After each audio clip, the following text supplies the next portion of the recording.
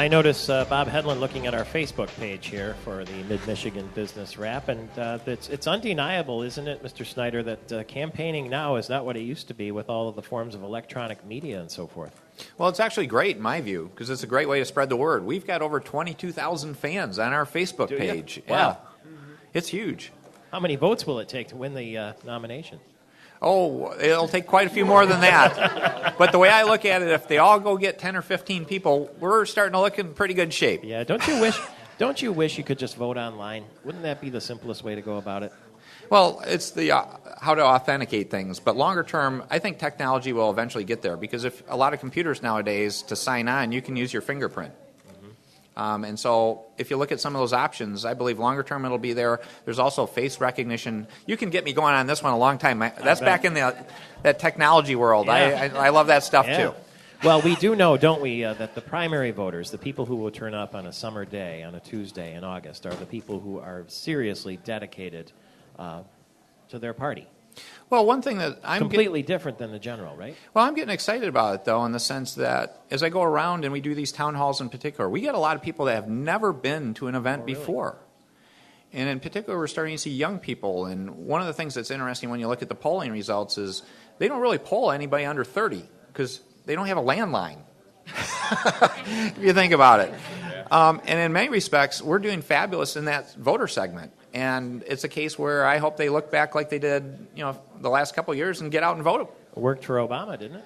Well, again, we need them to get fired up and vote, and hopefully they want to be part of the solution, and we're getting a great response. But that applies to all of us. Again, we're getting a lot of first-time people coming that have never been to a political event, willing to hold events, take yard signs. It's exciting.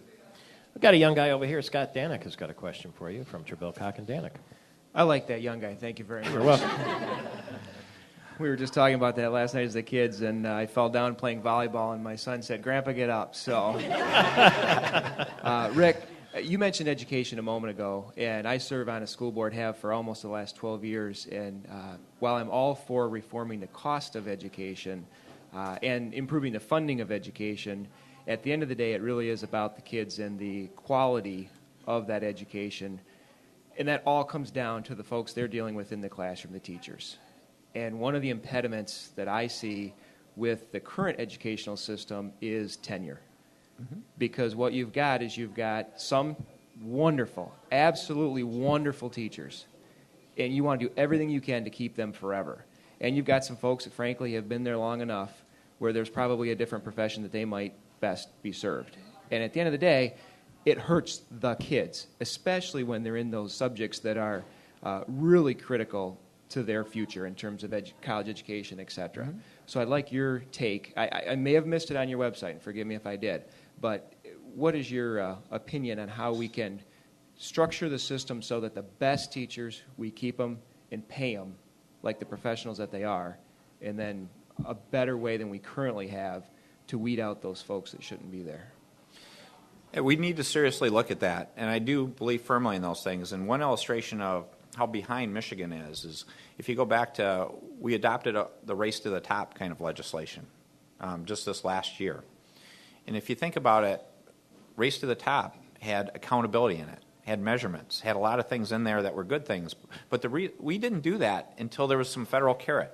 Where if you go around the country, there are states that adopted those same measures 7-8 years ago, places like Florida.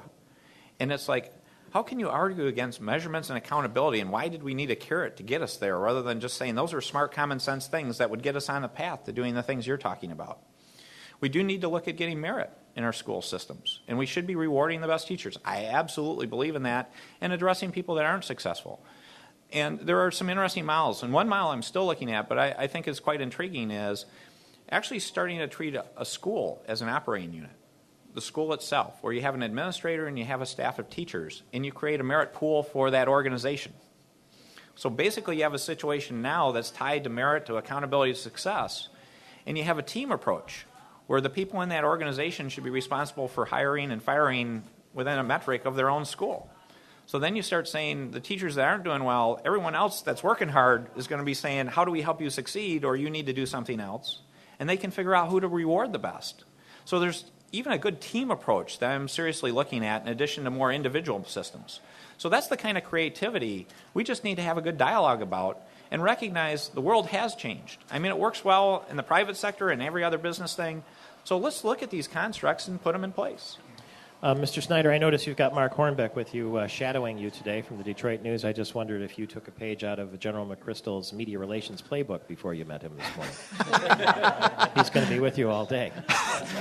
No, he's got better taste than that. He's only with me for a little while. Oh, okay. Very good. I've got 10 seconds just to say thank you for the time. I know every second counts when you get this close to the primary, and to spend an hour with us, we appreciate it very much. Well, thank you. It's been great. The web address again? rick4michigan.com, and it's FOR, not the number. rick4michigan.com. Thank you very much to our Mid-Michigan panel. You can hear it again at spotlightmm.com if you want to go over some of the details, and you can connect to Rick for Michigan through there as well. Suzanne Heward, the founder of the Mid-Michigan Business Wrap, says... That's a wrap.